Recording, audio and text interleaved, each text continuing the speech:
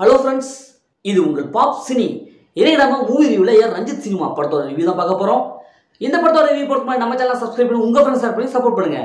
Ranjith cinema 2024 நெட்ஃப்ளிக்ஸில் தமிழ் டப்பில் வெளியான ஒரு romantic feel good movie Nishanth இந்த படத்தை டைரக்ட் பண்ணியிருக்காங்க.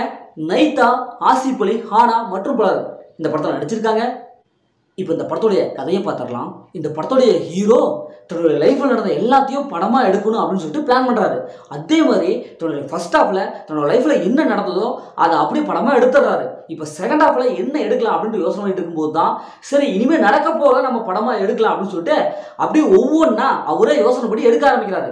இதில் என்ன ஒரு விஷயம்னா, அவர் எடுக்கணும்னு நினைக்கிற எல்லா விஷயமும் அவரோட லைஃப்பில் அப்படியே நடக்குது. இதனால அவரோட லைஃப்பில் பிரச்சனைகள் நிறையா வருது. இப்போ இறுதியில் இந்த பிரச்சனையெல்லாம் சால்வ் பண்ணி ஹீரோ எப்படி இருந்தார், அவரோட லைஃப் என்னவா மாறிச்சு, இறுதியில் என்ன ஆச்சு அப்படிங்கிறதா இந்த படத்துடைய ஒன்லைன். இப்போ இந்த படத்துடைய பாசிட்டிவ் பார்த்துடலாம். இந்த படத்துடைய பாசிட்டிவ்னாவே தமிழ் டப்பிங் தான். ஏன்னா ஒவ்வொரு கேரக்டருக்கும் சூப்பரான ஒரு தமிழ் டப்பிங்கை கொடுத்துருக்காங்க. ஃபர்ஸ்ட் ஹாஃப் வந்து கடைசி வரைக்கும் ஒரு சூப்பரான ஒரு ஸ்க்ரீன் பிளே கொடுத்துருக்காங்க.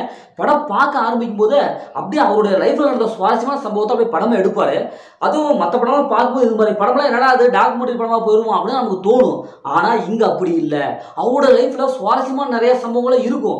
அதெல்லாம் அப்படி சீன் பை சீனாக பார்க்கும்போது நமக்கே ஒரு ஆர்வத்தை ஏற்படுத்தும். என்னடா இது இந்த மாதிரியான சம்பவம்லாம் இருக்குது அப்படின்னு சொல்லிட்டு நம்மளே அந்த படத்தோடைய ஒன்றி போயிடுவோம். அந்தளவுக்கு ஸ்க்ரீன் பிளே பக்காவாக வந்திருக்கு. அது செகண்ட் ஹாஃப்ல சும்மா வேற லெவலில் இருக்கும். ட்விஸ்ட் அண்ட் டர்னிங்ல செம்மையாக மெயின்டைன் பண்ணியிருப்பாங்க. அது செகண்ட் ஹாஃப்ல கிளைமாக்ஸ் நோக்கி போகும்போது என்னடா இது, என்னடா இவர் நினைச்சதெல்லாம் அப்படியே நடக்குது, அப்படி என்னதான் நினைக்கிறாரு, இது நினைக்காத அப்படின்ட்டு நம்மளும் சொல்ல தோணும். அந்த அளவுக்கு ட்விஸ்ட் அண்ட் டர்னிங்லாம் பக்காவாக மெயின்டைன் பண்ணியிருப்பாங்க. அது கிளைமாக்ஸ் ஒரு சூப்பரான ஒரு கிளைமாக்ஸ் கொடுத்துருப்பாங்க. படத்துடைய பியூஜி மியூசிக்லாம் தரமாக இருக்கும். ஏன்னா ஒவ்வொரு சீன்ஸுக்கும் தரமான ஒரு பியூஜி மியூசிக் கொடுத்துருப்பாங்க.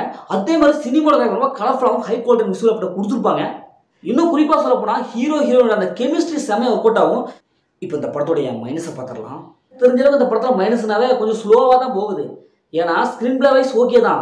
ஃபர்ஸ்ட் ஹாஃப்லேருந்து செகண்ட் ஹாஃப் வரைக்கும் அந்த ஸ்லோனஸ் தெரியுது. இன்னும் கொஞ்சம் படத்தை ஸ்பீடு பண்ணிக்கலாமோ அப்படி தான் தோணுது. ஃபர்ஸ்ட் ஹாஃபில் நிறைய சீன்ஸ் கொஞ்சம் ப்ரிடிக்டபிளாக இருக்குது. ஏன்னா ஃபர்ஸ்ட் ஹாஃப் இன்னும் கொஞ்சம் twist and turning first half கொண்டு வந்துருக்கலாமோ அப்படின்னு தான் தோணுது. மற்றபடி இந்த படத்தில் பெரிய மைனஸ்லாம் இல்லை. எனக்கு பயங்கரமாக டஃப்பான அதிரடி ஆக்ஷன் படம் வேணும் அப்படிங்கிறது கண்டிப்பாக இது மைனஸான படம் தான். அதே மாதிரி எனக்கு ஒரு ஃபீல் குட் மூவி, ரொமான்டிக் செம்மையான ஒரு மனசை டச் பண்ணுப்பா அப்படிங்கிறது கண்டிப்பாக இது ஒருத்தான மூவி. முதல்ல இந்த படத்தை ஃபேமிலியோட பார்க்கலாம், கண்டிப்பாக ஃபேமிலியோட பார்க்கலாம். அந்த படத்தில் அந்த மாதிரி எதுவுமே இல்லை. முதல்ல படம் எப்படி இருக்குது, சூப்பராக இருக்கலாம், சுமாராக இருக்கானா, இந்த படம் ஒரு ஃபீல் குட் மூவி வேணுங்களுக்கு ஒரு ஒர்த்தான மூவி. ஓகே, இதே மாதிரி அடுத்த ஒரு புதிய மூவி சந்திப்போம். உங்கள் கவி பாரதி.